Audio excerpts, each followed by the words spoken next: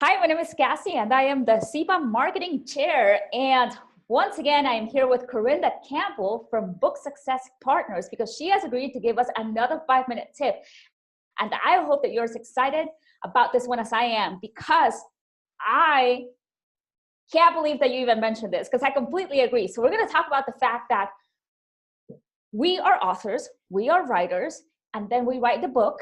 But when it comes to marketing, we maybe didn't realize how much we still need to keep writing for content, for social media, for email, for websites. And so it says right here from what you said to me, Corrinda, finding time to write your blog or other content marketing activities can be challenging. So after we've written so much because of the book, what are some tips to keep writing for this type of content?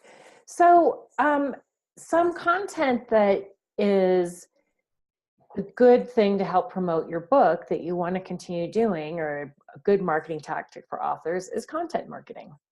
Okay. And that's a lot of the content that you encounter online that you would be creating. And content marketing, why content marketing? It's a great way to both meet and engage your audience. And in that process, you can drive traffic to your website and build an email list. And there's a segment earlier about email marketing.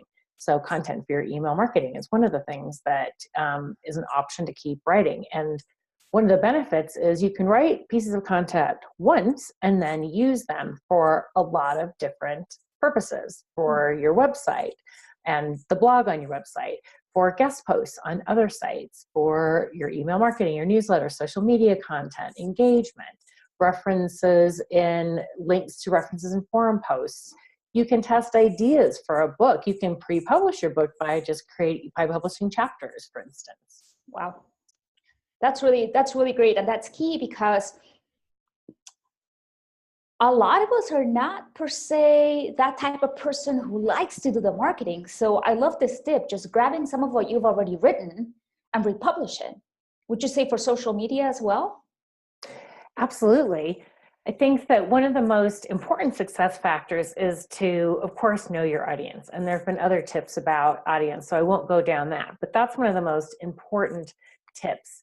And you also want to think about writing even beyond the book, content that is going to engage and delight your audience and keep them coming back for more, especially if you're writing a series or even nonfiction, informational. It's a great way to keep in touch with your audience beyond the book and in between books. And again, even for nonfiction, for fiction too, but in particular nonfiction, it's a great way to keep communicating them with after the book is written. Oh, I love that. In between the books, especially if you know you're writing a series, to keep your audience engaged, because they're waiting for that second book to drop. Absolutely right. That's part of what Seth Godin would call creating raving fans. So when you have book 2, they're ready and they share it to new people that go and buy book 1 as well. That's great. So tell me, Corrinda, I have to say that when I wrote my book, I didn't know myself how much writing afterwards I'd have to do. And I didn't know if there were maybe services that would help me with this. So are there services that people can contact and say, hey, look, this is not my jam per se, but maybe they can take that part over for you? There's a lot of different ways to get help writing your content. Okay. There's a number of ways that you can make it easier. And one of those ways is to get help. And you can get help from in a range of different ways, from people who will do it for you. Let's say you've got a nonfiction book, or you have informational topics you want to blog about. There are services that range from $40 an article, let's say up to $200 an article, that will research and outline and create an article for you, one that you can approve and edit and go get graphics for you. There's people who will work with you to create, for instance, editorial content, editorial calendar, and create content ideas and do keyword research and help you create the content and optimize it. So there's a lot of different ways that you can get help. I think regardless of the way you get help, some ways that help make it easier and help you set you up for success is to, again, know your audience, but also be consistent.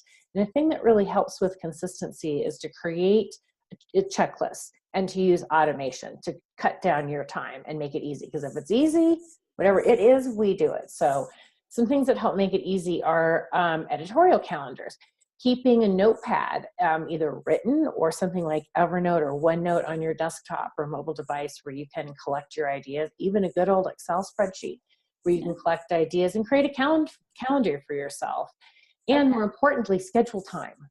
That's great. That's a really good point, because you may have the calendar, but you might have nothing to put on that calendar to push out to social media or whomever. So that's great. This is incredible. I love this tip. Thank you so much.